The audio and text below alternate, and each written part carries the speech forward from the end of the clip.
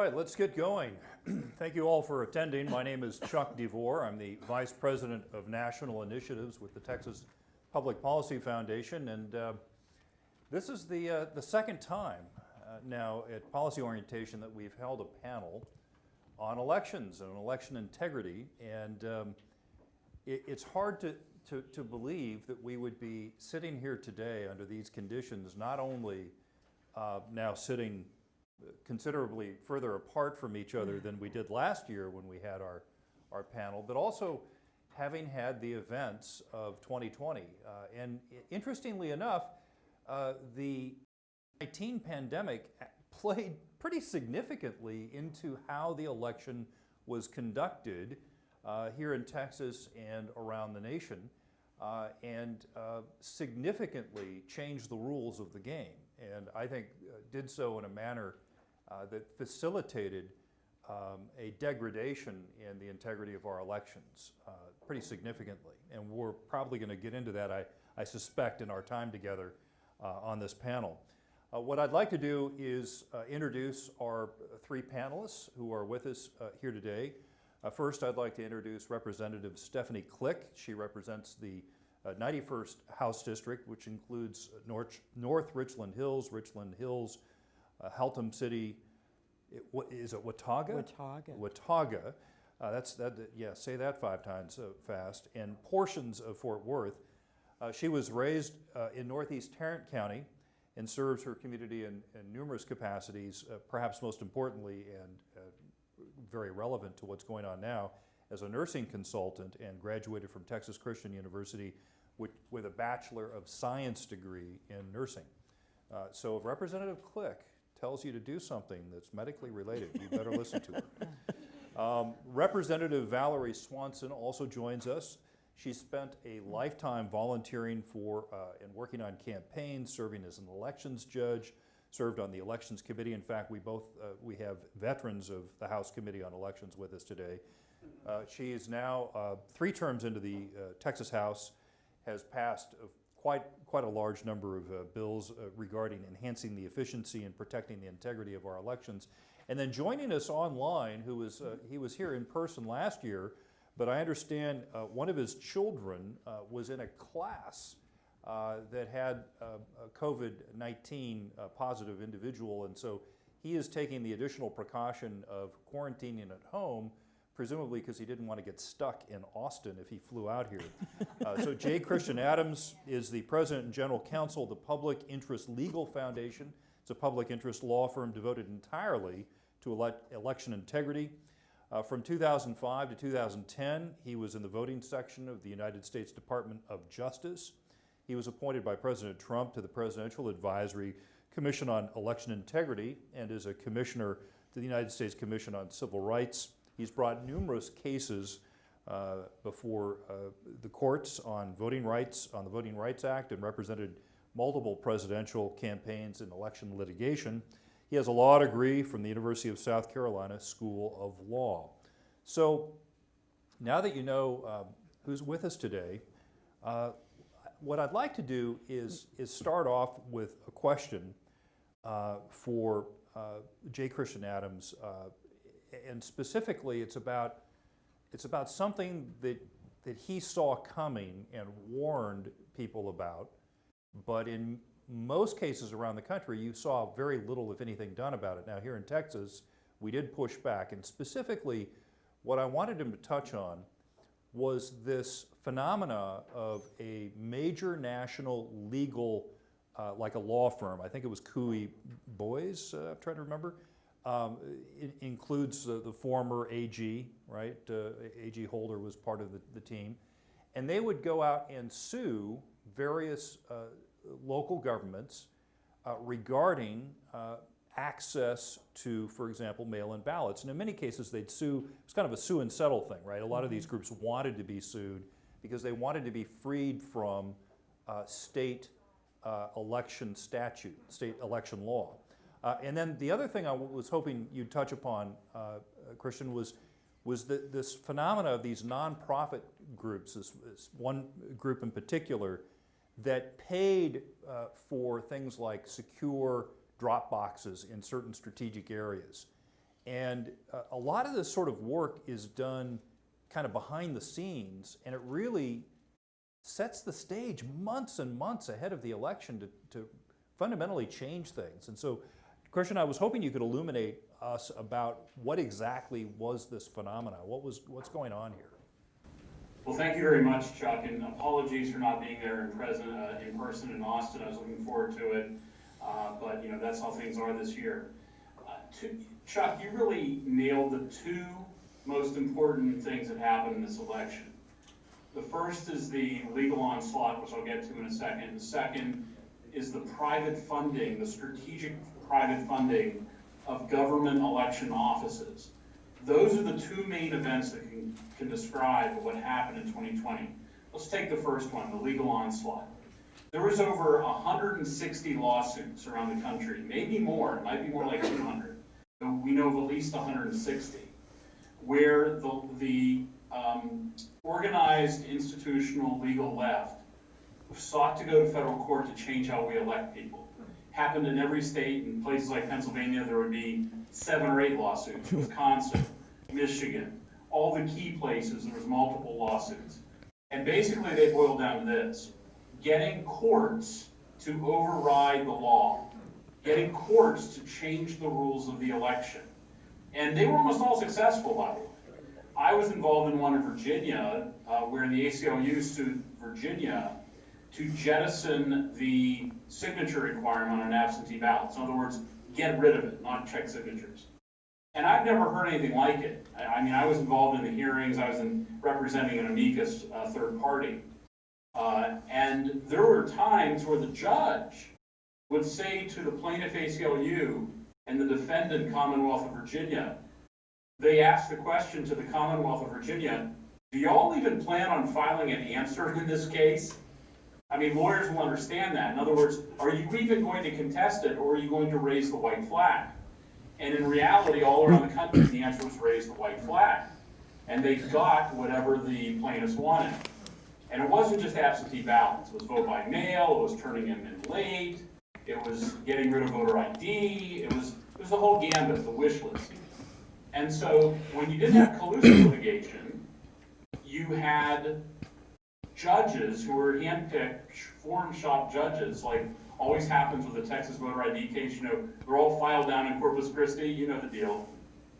And the same thing happened in the end, is the laws got thrown out. So that's the first thing that characterized this election.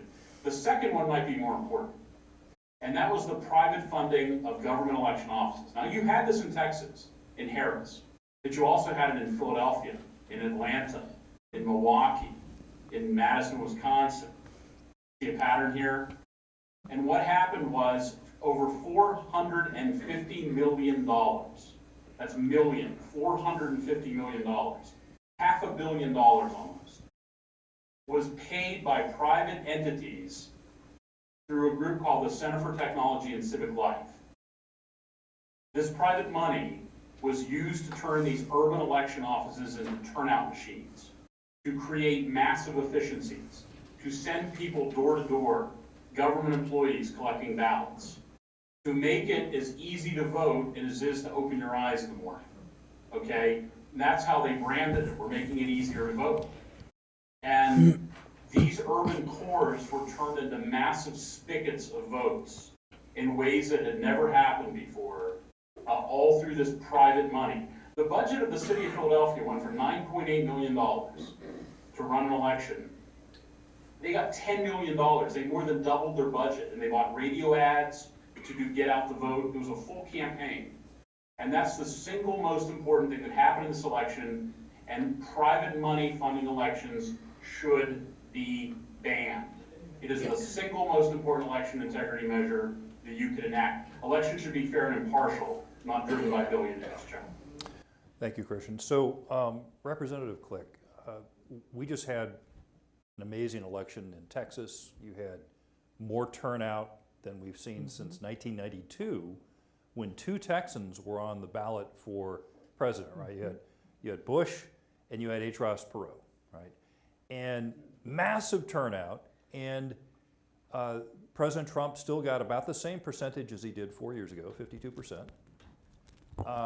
no changes of any substance at the federal or state level. I mean, one hard-fought state Senate seat went the other way. So as you were observing what was going on in the rest of the country, and you saw what things were happening here in Texas, what were you seeing? Were you alarmed about anything? Were there any things that you were seeing that struck you as unusual? One of the things, we had more than a dozen lawsuits by those same groups you were talking about filed in Texas, and trying to set aside a lot of the protective mechanisms that we have for ballot integrity. Things like getting rid of signature verification, setting that aside. There were also efforts to have the state mail ballot by mail for everyone. And our Attorney General and his team did an admirable job fighting those back. We had a number of issues, particularly in Harris County, that they were our problem child this election. And they were getting a lot of the private funds to do drive-through voting, even though the election code does not provide for it. We have something called curbside voting, but only voters that are unable to get into a polling place are eligible to do that. And I might add that some of my colleagues on the other side of the aisle in the legislature were taking Facebook selfies doing drive-through voting, when clearly they were able to get inside a polling place and vote. So it was being abused. They also had difficulty reconciling their votes in the drive-through voting effort because the machines that they were using were never intended for that purpose. It was intended to vote one voter in a car at a time, not 3 or 4, where you're passing the machine around within the car. So you had a different number of votes on one device and another number of votes on another device. And they had difficulty reconciling that. You know, the law did not provide for that, but they were allowed to do it, which is a huge problem. So we, seeing what was happening, court orders in other states, and the litigation that was pending here, we came out, as far as the courts are concerned, relatively unscathed. And one of the things that I think did help was our governor did do an order that extended early voting in our state for 3 weeks. And that was a litigation strategy, that we were taking an active role in mitigating the risk due to COVID-19 at a polling place. And, that was what we were able to use in the courts, and we were successful in doing that. Interesting. So, Representative Swanson, one of the things that I don't know whether you all saw the news, but the Attorney General had an arrest that they announced today for someone who was ballot harvesting illegally down in San Antonio. It was the individual that the Project Veritas had got them on camera, kind of boasting about what they were doing. Well, they were brought up on charges today. And so one of the questions that I have is, we have a huge state, right? 30 million people, huge territory. In past years, there was typically one prosecutor within the AG's office that was dedicated to election integrity, to going after people who had committed fraud. And I know that the intent was to get up to 5. In private conversations I had with some of the leadership, they were expressing that it was difficult to attract aggressive, talented attorneys to this because they all want to go after the more juicy, it's like election integrity, really? Murder. Can I go after murderers or something, And so, but it was expanded, and so you do see more activity by the AG's office. Is this something that you see as proper a domain for the legislature to look into and see what they can do to bolster the law enforcement? And the reason why I ask that question, right, is that at the county level, oftentimes you have DAs who may be somewhat comfortable with the political machine in that county, right? So is that something that you've looked into, and what can be done to enhance our ability to go after lawbreakers? Absolutely, Chuck. We need to have the AG's office having even more power to do that. Some people have suggested possibly having any cases going to an adjoining county so that you don't have this problem that the DA is elected by the same people that you're asking them to prosecute.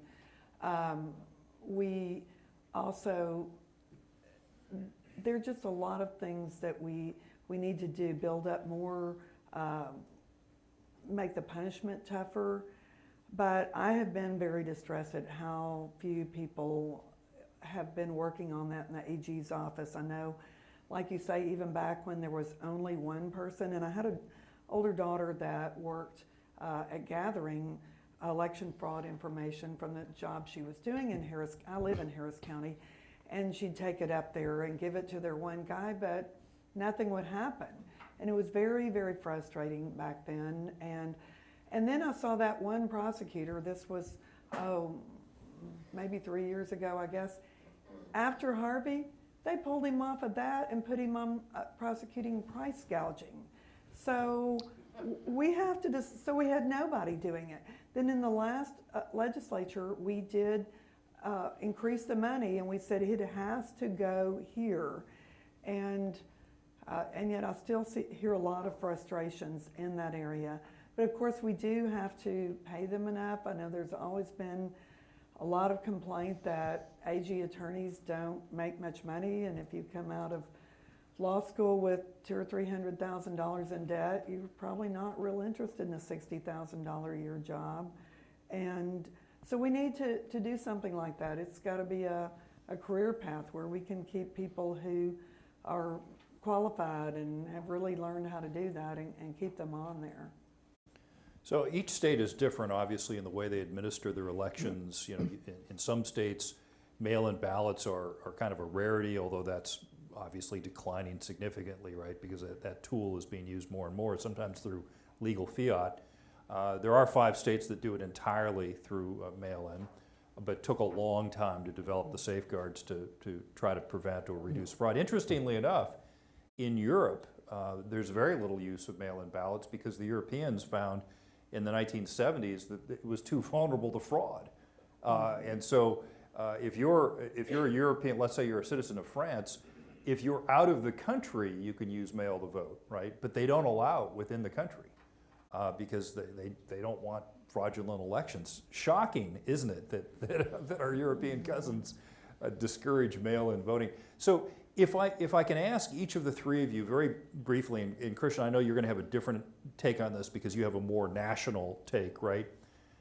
If you could name like one big vulnerability that you would like to fix, in your case, Christian, I guess it'd be nationwide, and for our 2 representatives from Texas, you know, one big thing in Texas, what would it be? So Christian, over to you first, as far as where do you see the biggest vulnerability preventing us from having more free and honest elections?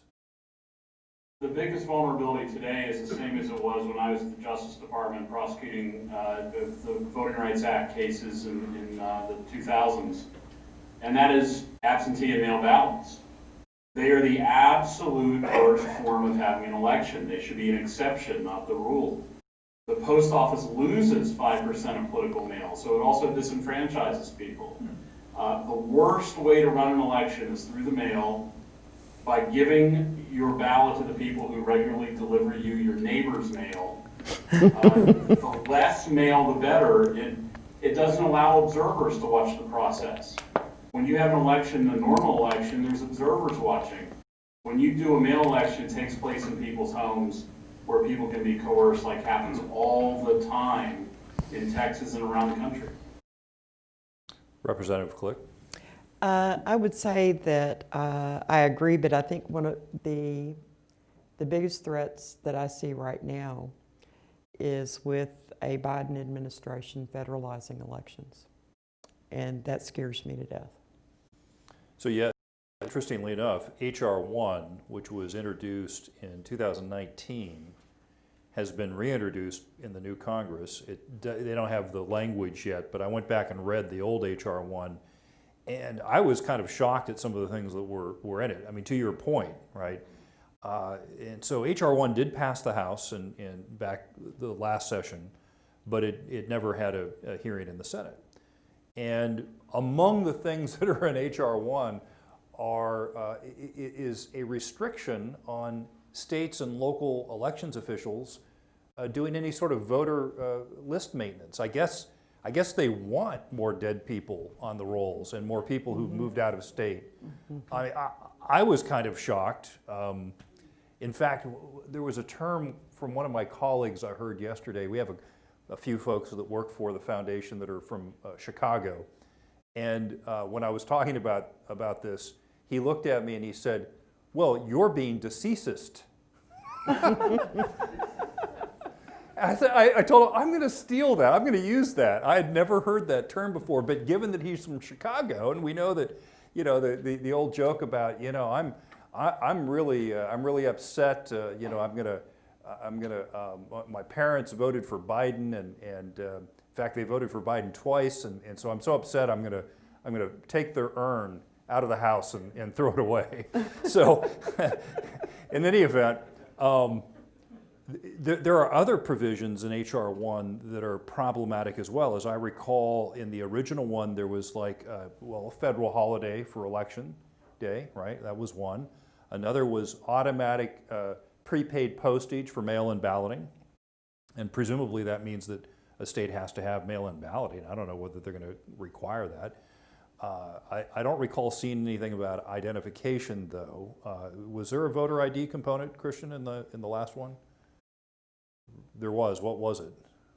Ban all voter ID nationwide. Oh, okay. Whoa. That's probably why I don't remember it. I was too So- traumatized when I read it. So in one fell swoop. It does everything that they want. It just obliterates all state control. Wow. Okay. Well, thank you for the nightmare scenario you dropped in our lap there. Representative Swanson, what's the one thing that keeps you up at night about Texas election integrity?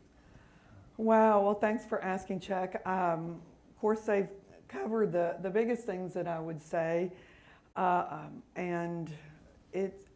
another concern is, though, each time I've been on elections now for 2 terms, and I plan to ask for it again this time. And we always run into the problem on various bills that we'd really like to get through that, well, we're afraid the Department of Justice will go after us on that, or we're being sued on this one lawsuit, and we've been warned that if we want to get a good settlement, we can't pass that bill. And so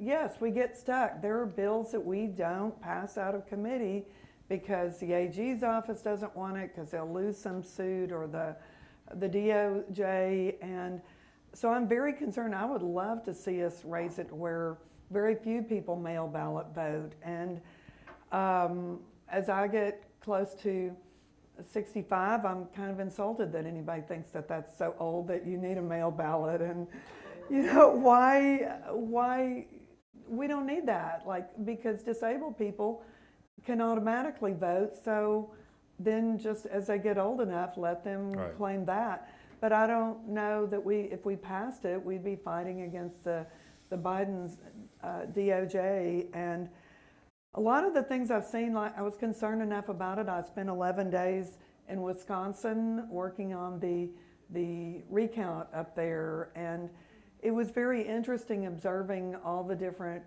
how they do things differently, what their laws are. We were fortunate that the head lawyers for the Trump campaign were staying at our hotel, so we would have lots of conversations, and I'd try to think what can we do to protect ourselves down here. And it was honestly a lot of different things, but they mostly is things the Texas case would have thrown out, just all the different things they did, having the democracy in the park that came, like you say, from this private money. And it started way before early voting, and they just had hordes of people at 220 parks, I think it was, just show up and turn in their ballots. And they just did so many things. But we did see ballots that had they'd be filled in with just one little crescent that was blank, and they'd be identical. That's impossible. That wouldn't end up happening, and so many different things that we observed. But because the elections panel, I was in Dane County, Madison, Wisconsin, where their capital is, and we would lose everything with their panel there because it was 2 Democrats to 1 Republican, so it didn't matter a whole lot. But they actually built an excellent case and took it to the Wisconsin Supreme Court. And most people may not realize it, but on a 7-person court, only 1 judge would have flipped it the other direction, and we would have won Wisconsin. It makes that much difference who you put in there and whether they are willing to stand strong and follow the law. Another thing I observed that I do plan to file a bill on is if there were a spot on every ballot where if you did not want to vote in that election, that particular election, you could just fill in, instead of just leaving the whole thing blank, which then throws it open that your mail ballot especially those all can be filled in later, then instead there would be a final spot where you could mark none of the above, this race purposely left blank. And if the person chose not to do that on a mail ballot, that'd be okay. You couldn't do anything about it. But most people would mark that. Right. And you could advertise it as a means of election integrity. That way nobody else gets to take your vote on that. Right. And then I do want to discuss with Chairman Click here and others whether there would be a benefit of having the machines actually be programmed to do it. But the mail ballots definitely need to have that. I think they do that in Nevada, don't they? They have a none of the above. Because I I remember, don't know, but we need to. I remember the press occasionally likes to make a big deal out of that when none of the above, wins or beats somebody, right? And so I think, pretty sure Nevada is one of the states that does One that. of the things in doing that you have to be careful about is it's certainly going to prompt more runoffs because someone's not achieved a majority vote. Well, you could potentially. You would have to do it with plurality versus or majority. yeah, you could Those potentially. people just wouldn't count. It wouldn't count as voting. It depends on how you did it in statute, right? Right, You could exactly. say mathematically it doesn't. It's just a measure to prevent. No, I appreciate Yeah. you bringing that out. We'll make Yeah, sure we that's good. write that where that doesn't happen. It's interesting. So one of the concerns that I've uncovered here in Texas and did some statistical modeling that would suggest that it was a problem was that under Texas law, to vote by mail, and you've already heard a little bit of it, if you're 65 and older, you can automatically ask for a mail-in ballot. It's good for a year, right? So once you If ask you for mark it. that. If you mark that box. Right. And then otherwise, though, you either have to be out of the county that is your domicile county to get a mail-in ballot. Typically, college students or military or people on an extended business trip or something. And a very small number of people who are in jail awaiting their trial, but not otherwise ineligible. So you do see some votes that come out of jail. And lastly, if you mark the box that says disability. And then the problem with that is there's not really a definition, and nor is there ever much of an appetite to go after people who inappropriately check that box. The more pressing law enforcement issue is if there's campaigns or third-party groups that tell people, oh, don't worry about it, or maybe they check it for them, right? Because the whole point is you want to get control of people's ballots. So what we saw in a statistical analysis that I was able to do is that from 2016 to 2018, we saw this huge increase during the O'Rourke-Cruz race, a very hard-fought race. We saw this huge increase in the use of mail-in ballots, and what we especially saw was a gigantic increase in the number of people using mail-in ballots who were under the age of 65 and who were voting from home, meaning that they checked the disability box. Because if you're under 65, you better be voting from out of your county or be truly disabled. And so it was the beginning of kind of this warning sign that campaigns were telling people, hey, nobody's going to come after you, it's okay. Just check the box because we really want to make sure we have your vote. And we're going to follow up and we're going to monitor that.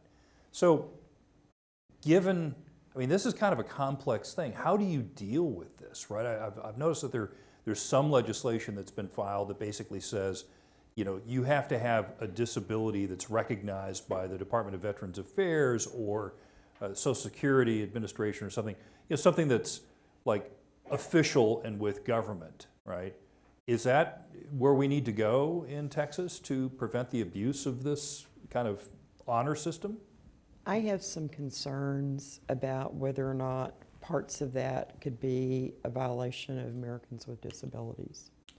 And I also worry about a voter file that's got a disability flag in it, because then those that are likely to abuse and disenfranchise the vulnerable know who to go disenfranchise. That is a good point. If we were going to do anything, I don't know if we could get this again through the Biden DOJ, but to raise the age of what it takes to request a mail ballot. I'm sure we'd get lots of different opinions here of what it would take, but I really don't see why somebody needs one at 65 unless they have something that is a disability. Right. One of the things in that area that I think that we can do is remove the ability to request a ballot annually. And I can tell you in this particular election that there were people that during the primary election, because of COVID that was going on, decided that they would vote by mail. And they checked the annual box. Well, when they got a ballot in November, they were all screaming, I got a ballot and I didn't request it. When you go back and investigate, they had checked the annual box. So, you know, that is putting a lot of live ballots in the mail. Right. People may or may not be anticipating that they're going to be receiving them. And they may have no interest in voting in that election. Right. Whatsoever. So I think one reform might be eliminating that annual ballot by Just mail. make it either for primary or general, right? Or semi-annual, right? Interesting. Well, Christian, again, you bring a very interesting perspective because of your work all across the nation. And I mean, it must have been like a nightmare unfolding for you because, right, you're out there like warning, this is coming, and you're seeing these actions taking place that you warned about, and then they happened anyway. Did you see, other than Texas, were there any states and local elections officials that successfully fought back against this effort to ignore election law?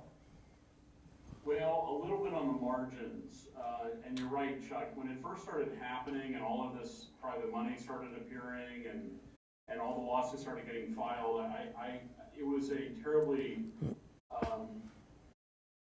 depressing is not quite the right word, but it was sort of the curse of the prophet, right? It's like, we've been warning you guys this is gonna happen, and now it's happening, and there's nothing we can do about it. I mean, how do you fight $500 million?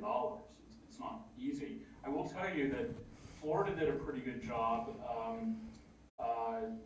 New Mexico was one of the early canaries in the coal mine where they tried to go vote by mail, and a coalition appeared to fight them, and the forces of good won in New Mexico to stop the sort of judicial approach.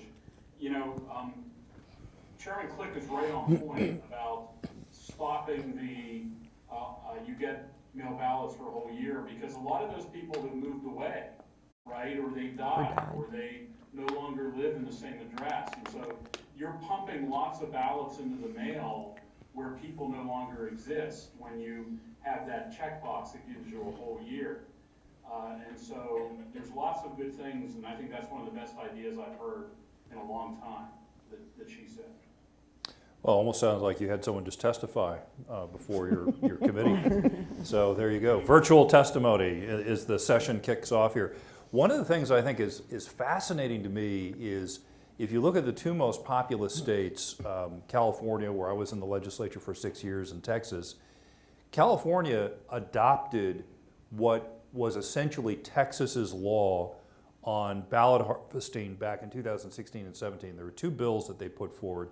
And at the same time, Texas adopted California's old law. And so basically what you saw was Texas used to be legal to pay people to ballot harvest.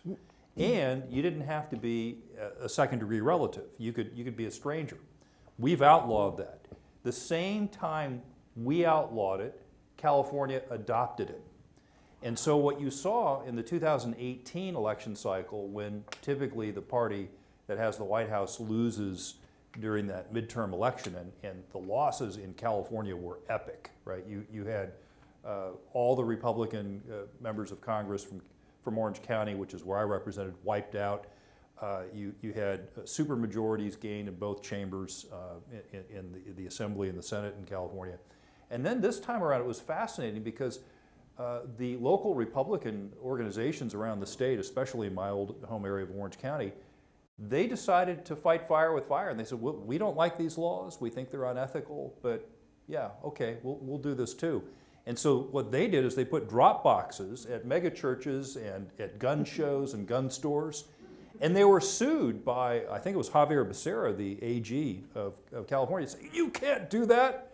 And it's like, well, no, excuse me, but you changed the law, and so we're just doing what you said we can do. And they won. They forced the AG to back off. And interestingly enough, took back 4 House seats in California, fighting fire with fire. Now, you could argue that this is not the way to go, right? Because one of the things that you'll find with mass mail-in voting is that there's a structural advantage that the left has, because what they do is they'll enlist, for example, foot soldiers from the SEIU unions and other unions, right, to go door to door and just blanket neighborhoods with manpower. And for the other side to do it, they got to pay people because they don't have the unions.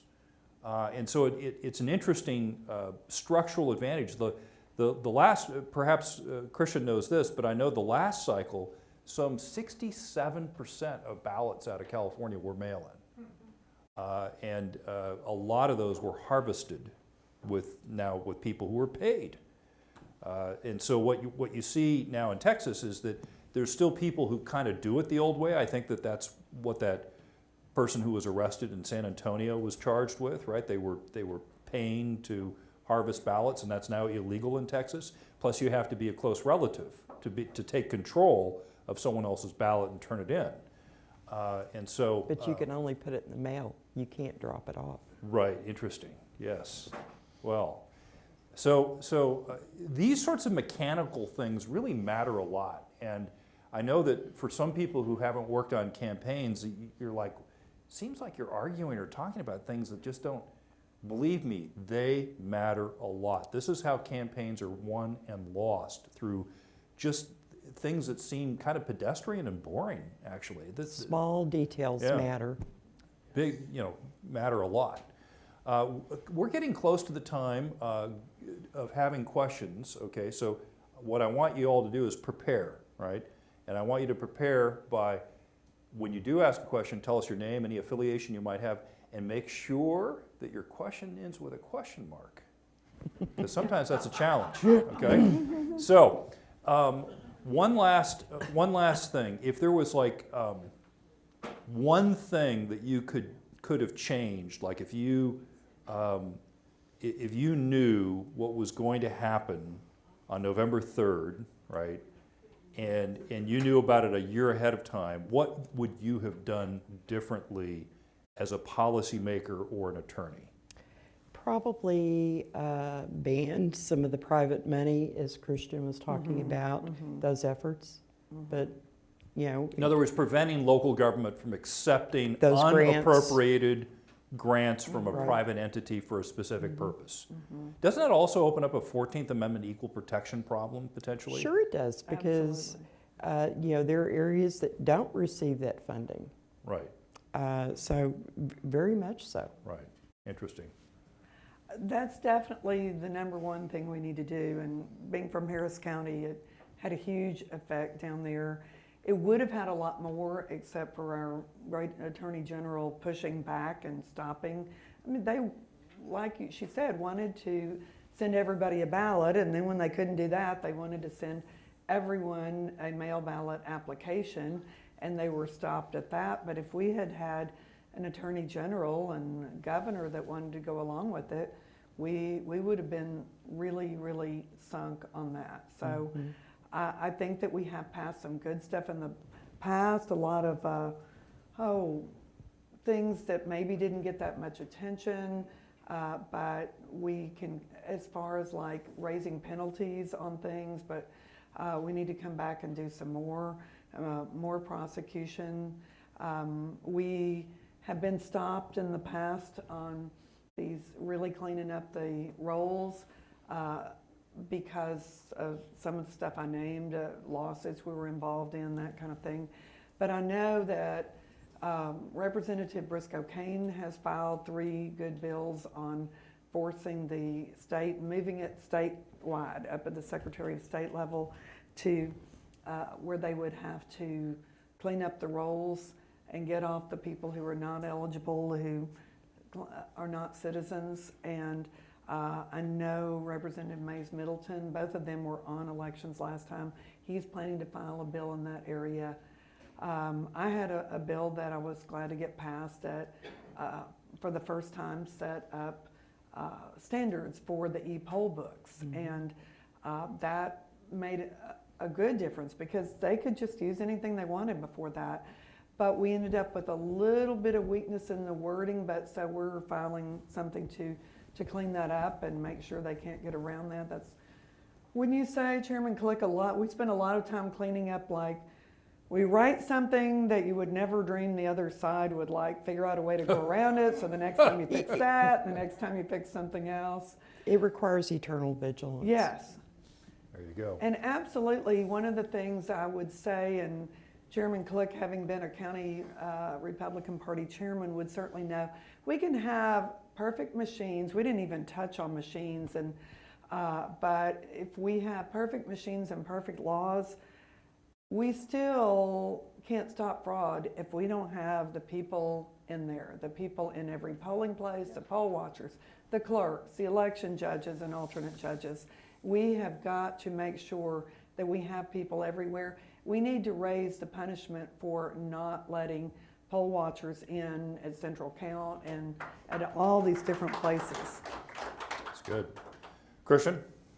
They're exactly right, banning private money. If I go back in a time machine, I would take with me the bill that I've drafted that's being introduced, for example, in South Carolina. It's 1 paragraph. You ban private money, take that back to November 2019 and get it passed everywhere. Look, it was bad in Harris. Imagine what it was like in Philadelphia. They had private money city employees going door to door collecting ballots, driving around, doing things you could only dream of. I'll leave you real quickly with a war story from Starr County, Texas. I sued Starr for not cleaning up their voter rolls a number of years ago, and I was doing a deposition with the Starr County elections director, the tax collector assessor out there. And I said, if you read an obituary that the voter had died, would you remove them from the rolls? The answer was no. And I was shocked. I thought, surely you would remove them from the rolls. And they said, no, we wouldn't do that under Texas law. And I said, okay, what if you went to the wake and you saw the deceased laying in the coffin? Would you remove them from the rolls? And this is a true story. It's in the transcript. The answer, no. And I thought something's wrong in Texas when an election official sees the dead body and will not remove the voter from the rolls. Well, there you go. That's impressive. You're being deceasist. Yes. Stop it. Okay, so it is time for questions, and I think we have a mic, right? And so, first question right up here in the back. I think you're going the wrong direction. All right, and we'll make sure wait till the mic gets to you. All right, thank you very much. Okay, so I'm Patty Barrett, a precinct chair in Harris County, on the board of PragerU and an advisor to True the Vote. Yesterday we heard Alan Vera speak in Houston. Have heard Alan before. He was talking at length that over half of the statutes in the Texas election code have no penalties if you break them. He said it's pointless to have them if they have no teeth. Why in the world does the legislature not put teeth to the statutes? It's bad enough that when he comes with a slam dunk case, that's quote unquote from him, and takes it to Austin, that it dies there. But can you do anything to see that the election code statutes actually have penalties attached to them? Can I defend the legislature? Can I defend them? Well, go ahead. It sounds like you're about ready to. Right. So first of all, understand that's not unusual. Alan's shock and outrage at this is not Texas. That's how it is all over the country. There's no private cause of action, is what the term is for those of you who've gone to law school. There's no private cause of action for a county official not to defend or not to follow the law. My organization, the Public Interest Legal Foundation, brought a mandamus action against Harris County because they were allowing aliens to register to vote, right? We got the documents showing them doing this. So we filed a mandamus action in Harris County saying they must follow the law. And the Harris County court rejected it because it doesn't lie well under Texas law, which in other words, you're right, there's no way to do this. We went to the Texas Supreme Court. This is just in the last 5 months. And we said, Harris must stop accepting aliens, even though the aliens are telling them they're aliens, right? Right there on the voter registration form, are you a U.S. citizen? They're marking no, and Harris is still registering them to vote. And so we asked the Texas Supreme Court, please tell Harris to stop doing this. The Supreme Court would not do it. So what you're describing is normal all over the country. There's not a private right of action in election laws to do that. One of the other things that can be done, and I'm exploring that on some other, is we can withhold funding, state funds. That'll get their attention. Yes, it will. Representative Swanson? I think that is a great idea, and we need to have just a total study between your organization and all of us and just find every spot that there's not a punishment for it. And we just got to get a bill passed like that. All right, one more from this side of the room, and then we promise we're going to get over here next. So the microphone better get ready for the sprint. Okay. Okay, get ready. I'm Minnie Horton from Pampa, Texas. You've all been there. I I'm have. often wondering why so many states can circumvent their own election laws in violation of the U.S. Constitution and get away with it and pay no penalty. That cost this election and it will cost elections in the future. What can be done? Well, yes. Does someone here in real life want to take that, or is that? Funding. I mean, if you've got, for us at the state level, we could penalize them by not sending funds for some of their activities that they get money from the state. That's one action. And they will probably respond to some of that. So, Christian, did you hear that question? Because I don't know whether you had a chance to see the article I had yesterday in the Federalist, but I went back and I looked at the election of 1876, the election of 1960, and this last election. And so what's common about all three is you had substantial allegations of election irregularities and fraud that were alleged to change the result of the presidential election. And what struck me, going back and rereading the Constitution and looking at these historic cases, is that the only way Congress legally has the ability to basically intervene is if there are competing slates of electors that are sent in. And you had that in 1876. But absent that, there's really no mechanism. You have to, pretty much you accept the slates that is sent in. And so if you have a state that decides, hey, we don't like one of these people running, and we have a proud tradition of election fraud, and we're going to leverage it, and we're going to make sure our guy wins. Nothing you can do about it. The only break that I could see is that if you do that too much and make it too obvious, you make the country ungovernable, and eventually it falls apart. Because I just couldn't see any remedy. Christian, is there a remedy that exists right now? If, for blatant, systemic, law-breaking election fraud, where elections officials are in on the gag, is that a problem? No, Chuck, you've hit the bullseye, and that's what's so frustrating about this election. All of the lawsuits, more or less, that were filed afterwards were either lost or lost in flaming fashion. And what it illustrated was exactly what Chuck just said. We're now drifting into the dangerous waters of political remedy, of how much longer does Texas want to get along with Pennsylvania.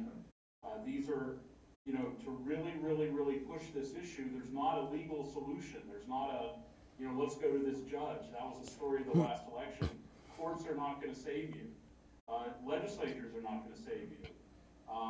The people in Pennsylvania don't think anything went wrong. That's the other problem here. The people in Pennsylvania and Michigan and so forth will laugh at the idea that there was fraud. And so it's worse than just having a disagreement. It's having people just viewing things entirely differently. Well, can we, over here in the, yes, a little further, there you go, yes. Thank you. I'm John Rockwell from New Mexico. I gotta have somebody here not from Texas. Is it the part of New Mexico that used to be Texas, though? I'm way West Texas. So I understand blockchain relates an individual to data directly and it can't be messed with. Could that be useful in our whole voting system?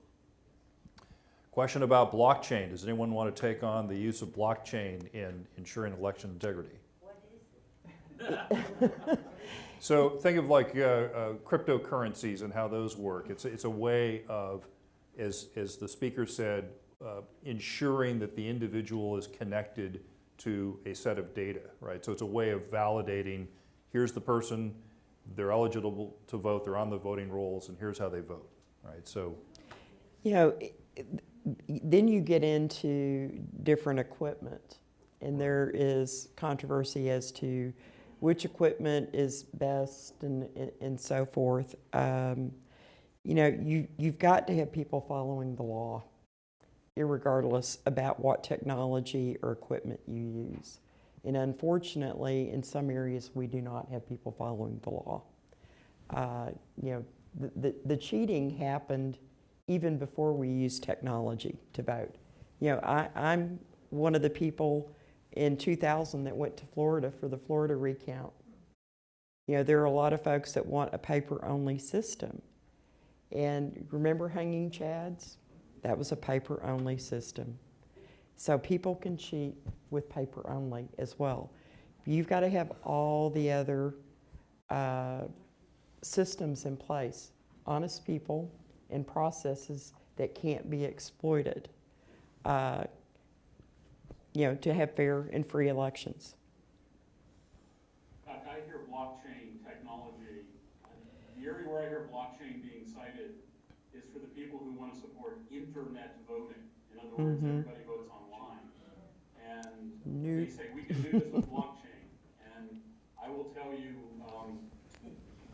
that's a disturbing possibility of voting online. It would make what happened in 2020 look 50 times worse, or 1,000 times worse. That's all I can say about blockchain, because I don't know very much. okay. All right, how about in the middle of the room? Last question. Last question. Probably. Depends on how short the question is and how short the answers are. Maybe we can get in one more. Hi, I'm Dustin Nish, small business owner out of Dallas, also the co-chair of the Dallas LLC. Talking about fighting fire with fire, is it legal for rich donors on our side to give money to A.G. Paxton's office to add 10, 12, 15 prosecutors to go after? Sure. Interesting question. So I can say without a doubt that you have seen this around the country already, though, with millionaires, billionaires like Michael Bloomberg, for example, giving money for more climate enforcement and lawsuits. So is that something legal in Texas? Could some billionaire go to the AG's office and say, why don't you hire 10 more ballot integrity prosecutors? There are grant fundings from other sources that a lot of state agencies get. And I don't know what the ethical boundaries may be presently for that, but there are a lot of agencies that do get grant funding from other government entities or private foundations. It's interesting because this is kind of one of those things where consistency comes into play, right? We have these bills that have been introduced this session. Last I checked, that there were like 67 elections-related bills, most of which are filed by the Democrats, and most of those would weaken our election laws. So maybe we're up to 100 by now, I don't know. And I know a few of those bills actually would say no private funding to augment, to basically allow in Texas what they tried to do in Harris County and what they did successfully in Philadelphia. And this is kind of a species of that, isn't it? Because now we're talking about private funding for a state level entity. So I don't know, what's good for the goose is good for the gander, I guess. Christian, what do you think? Is this something that would ever happen where somebody would try to augment an AG's budget? The left is doing this in environmental law with Northeastern attorneys general to pay for prosecution of businesses, who pollute and so forth. I think it's fascinating to fight fire with fire. The left will go completely berserk if they say that Paxton has privately funded voter fraud investigators. I always like when that happens, so I encourage you to consider it seriously. And specifically, the always like when this happens is the left going berserk. Is that what you're saying? Okay, I just wanted to... Texas, look, you guys, you don't maybe understand. You guys lead the way in fighting back. Other states are not doing what you guys do. You complain about only having 1 or 2 voter fraud investigators. Most states don't have any. So you guys are truly at the tip of the spear of doing good work on these issues, in some measure because of the work of TPPF and all the legislators who are on the stage who know what it's like to get stung by the Department of Justice over your voter ID law. So I applaud you all. Well, we have about 1 minute for quick wraps. So do you have any closing thoughts for us? This is this issue requires eternal vigilance. As I mentioned, I was in Florida for recounts in 2000. And there's not any one and done solutions. You have to stay on top of it. You have entrepreneurs that get very creative of new ways to exploit the system, and we need to stay eternally vigilant and involved in this. I will say that I am very proud of the fact that we got a lot of national attention for having flunked the Dominion machines on 2 different occasions, and so they failed their certification June of 2019 and January of 2020. And if anybody wants to know why, I've got a whole list of the reasons that they failed. And we did check. The only Dominion machine that was being used anywhere in the state of Texas was in Wilson County. I didn't know we had a Wilson County, but it was a legacy machine, like an old machine that had been certified in 2006. That was originally, they bought it from a company called Premier, which I don't know anything about. So and that county, Wilson County, has since bought new machines. So it's nowhere is that going on. I will say also, my staff up here talked to Keith Ingram, who's the top elections official at the Secretary of State. He assures us that no machines in the state of Texas have the ability to be connected to the internet. It does not happen here. And that was one of the reasons on the list here about why Dominion failed. Some of their machines could be attached to the internet, and I think you end up in a situation where that election administrator may be honest and may have no idea that their machines are connecting to the internet. If you look at the hearings in Georgia, you had a man like, I don't know, I guess it was true, nobody ever said it wasn't. So he said he was on and was taking control of a voting machine there. Well, ladies and gentlemen, thank you so much for attending our panel on election integrity today. I hope you all have a little more appreciation for how this works and the challenges that it presents to policymakers to try to improve the integrity of our elections. So thank you so much, and I'll see you all at the rest of the panels and events that we have. Good afternoon.